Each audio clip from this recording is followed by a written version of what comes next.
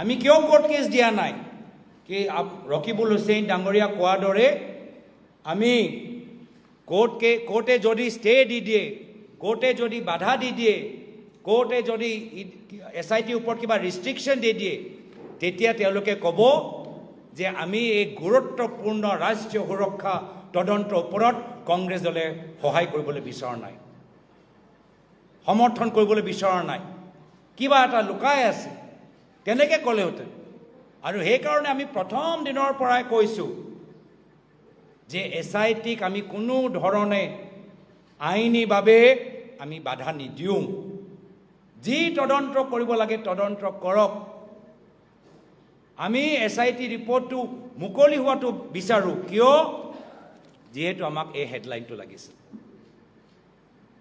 আমাক এই হেডলাইনটো লাগিছিল এই শব্দ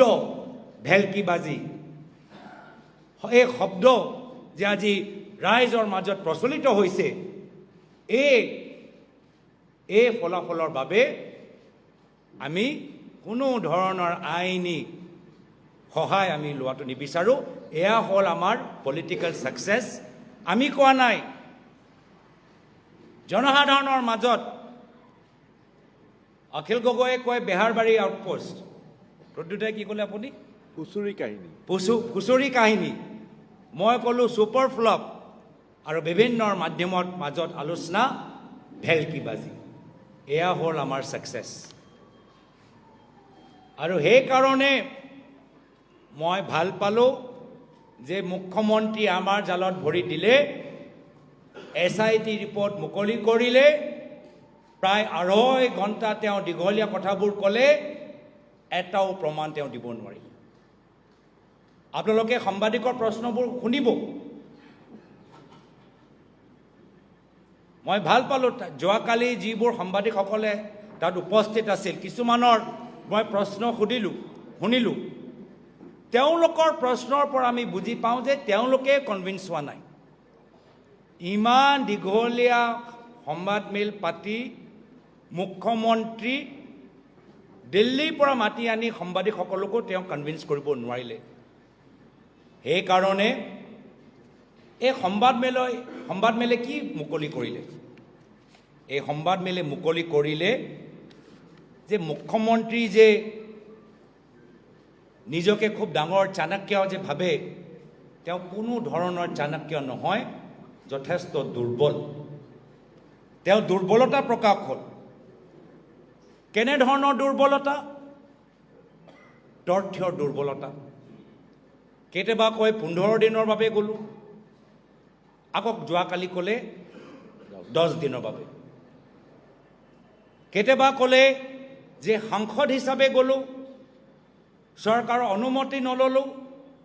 এতিয়া যোৱাকালি ক'লে যে সাংসদ হৈ যোৱা আগত গ'লোঁ কেতিয়াবা ক'লে কোনোৱে গম নাপায় ভাৰত চৰকাৰ গমেই নাপায় আৰু নিজে ক'লে যে ভাৰত পাকিস্তান সীমা য'ত ভাৰতৰ ফালে আমাৰ চৰকাৰী বিষয়াবোৰ থাকে আমাৰ বৰ্ডাৰ আমাৰ কাষ্টমছৰ অফিচাৰবোৰ থাকে APCC President Gaurav Gogoi addressing press conference in Rajiv Bhavan, Guwahati, where he says that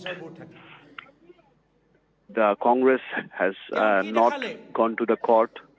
or has not put any case against the Chief Minister because the Congress wanted the entire SIT investigations to be uninfluenced, non-biased, and free and fair. And today, according to Gaurav Gogoi, the press conference yesterday did not reveal much. I want to warn the Chief Minister আৰু এইখিনি কথা মই ক'বলৈ বিচৰা নাই সমগ্ৰ গুৱাহাটীৰ মানুহৰ মাজত আপোনালোকৰ ল'ৰা ছোৱালীৰ কি কেনেকৈ কি হৈছে কি হোৱা নাই সকলোৱে জানে and certain things I don't want to put here in the press conference. The common of the state, Guwahati, everybody know it's an open secret. JJ Juvenile Justice Actor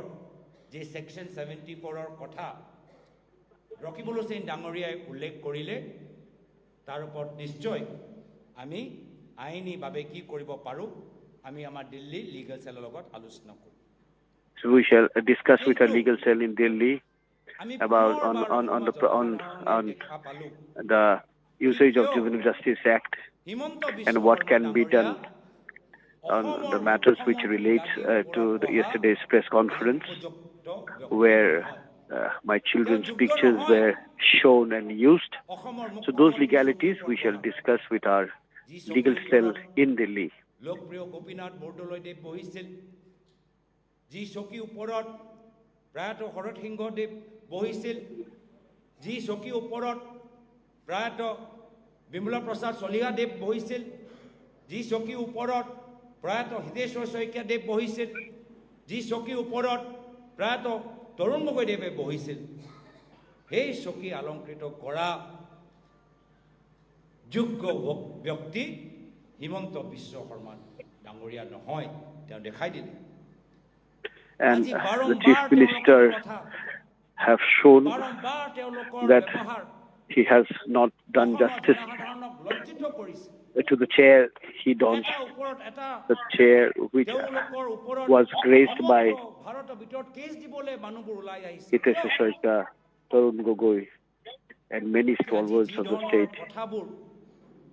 এটা বিশেষ সমাজৰ প্ৰতি তেওঁ ব্যৱহাৰ কৰে যি ধৰণৰ social video The Chief Minister's words nowadays, whatever he says, are now targeted to a special community of the state. সম্পূৰ্ণভাৱে illegal The social media messages, the social media videos that have been used যাৰ ওপৰত are completely illegal. Chief secretary ডিজিপিয়ে নিজে কগনিসেন্স লৈ suo motu এটা cash কৰিব